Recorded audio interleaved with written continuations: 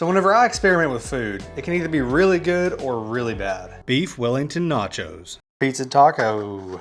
And not so long ago, I did an experiment that was really, really good. So I figured now it's time to make it on camera. Today, we're making a pizza cheeseburger.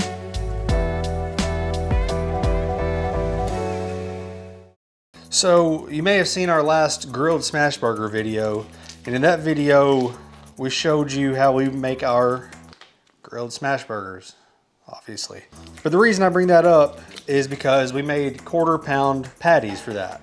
For this one, I'm gonna make it a little bit thicker. They're gonna be more like 1/3 pound patties. We're gonna cook this on the Traeger so it can handle being a little bit bigger. All right, so this is probably a little bit more than 1/3 of a pound, and I'm just gonna try to loosely form our patty with it. I don't wanna work it too much, but these are gonna be decent sized cheeseburgers. It's also gonna shrink up a little bit and try to pull all that mass towards the middle. All right, we're gonna start off seasoning this just like we normally do with salt, pepper, and garlic. Since this is a pizza burger, we're also gonna add some Italian seasoning.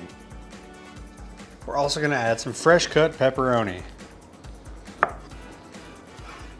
All right, we've got what we need. Let's go get this Traeger fired up at 500 degrees. We have our Traeger Ironwood 885 set to 500 degrees. Take your burgers and set them in the middle of the grill. We're also gonna toast these buns. With these burgers being pretty thick, we're gonna cook these for at least 5 minutes before flipping.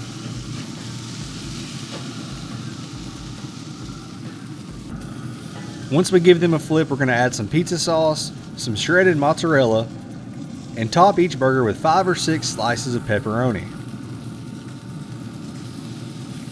Cook this until it reaches an internal temperature that suits you. For me, it's medium, so we're looking for 140 to 145 degrees internal.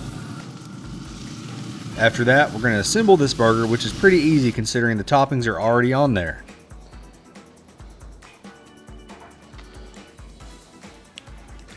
Look at that.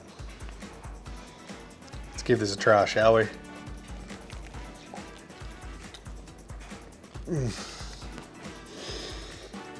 That is so good.